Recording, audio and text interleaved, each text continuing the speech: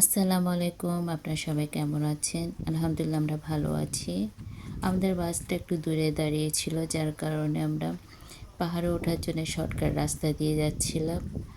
আমরা যাচ্ছি এখন হজরত ওয়াইস করণীর রওজা মোবারক দেখার জন্য। আমরা কিছুক্ষণ হাঁটার পর পাহাড়ের টিকে মাঝখানে দেখলাম কিছু উট বাঁধানো আছে। অনেকগুলো উট বাঁধানো এখানে। উটগুলো চোখ দিয়ে পানি পড়ছিল, কেন জানি না। ওমানের সালালা শহরে ওনার এই রওজা মোবারক রয়েছে। ওনার জন্ম হচ্ছে ইয়েমেনের করণী নামে গ্রামে। ওনার বাবার নাম হচ্ছে আবদুল্লাহ আমার করণী। ওনার বাবা মা তাওরাত কিতাবের প্রতি বিশ্বাসী ছিল। ওনার আল্লাহর ইবাদত করত।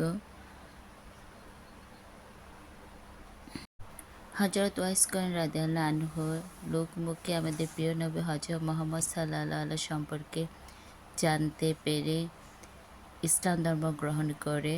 এবং আমাদের নবীকে উনি এতটাই ভালোবাসত যে একবার আমাদের প্রিয় নবী হযরত মুহাম্মদ সাল্লাল্লাহু আলাইহি ইসলাম যুদ্ধে ওনার একটি দাঁত পড়ে গিয়েছিল।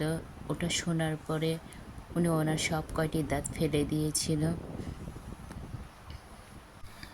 আধা কিলোমিটার পাহাড়ে উঁচু নিচু রাস্তা হাঁটার পরে আমরা ওনার রওজা মোবারকে পৌঁছাই। এখানে নামাজের জন্য একটি ছোট ব্যবস্থা রেখেছে। আর এটা হচ্ছে ওনার রওজা মোবারক, খুব সিম্পল একদম। ওনার রওজা মোবারকের আশেপাশে তেমন কিছু নেই। এখানে আমি আমাদের দেশের মতো কোনো দান বক্সও দেখি নাই। উনি ওনার অন্ধবৃদ্ধ মাকে নিয়ে লোকালয় ছেড়ে জঙ্গলে চলে আসে যাতে আল্লাহর ইবাদত করতে পারে।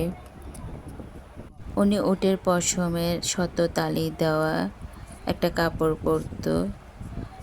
আর অনেক সময় উনি গাছের বাকল দিয়ে ওনার শরীর ঢেকে রাখত, যার কারণে এলাকার মানুষ ওনাকে পাগলা ওয়াইস করণী নামেই চিনত।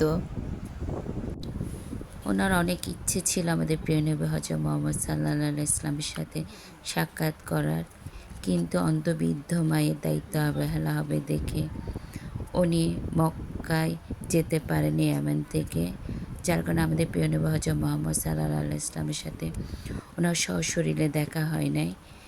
কিন্তু আমাদের নবী হযরত মুহাম্মদ সাল্লাল্লাহু আলাইহি ইসলাম হযরত ওমর রাদিয়াল্লাহু আনহু আর হযরত আলী রাদিয়াল্লাহু আনহুকে ওনার সম্পর্কে বলেছিল। আমাদের প্রিয় নবী হযরত মুহাম্মদ সাল্লাল্লাহু আলাইহি ইসলামের ইন্তেকালের পরে হযরত আলী রাদিয়াল্লাহু আনহু আর হযরত ওমর রাদিয়াল্লাহু আনহুর সাথে ওনার দেখা হয়েছিল। উনি জনসম্মুখে আসতে খুব একটা পছন্দ করতেন। উনি ওনার পরিচয় সবসময় লুকায় রাখত। উনিকে অলিউল্লাহ হিসাবে ধরা হয়। আমি ওনার সম্পর্কে যতটুকু জানতে পেরেছি আমি চেষ্টা করেছি আপনাদের সাথে শেয়ার করার। আজকে পর্যন্ত আল্লাহ হাফেজ। আমাদের জন্য দোয়া করবেন।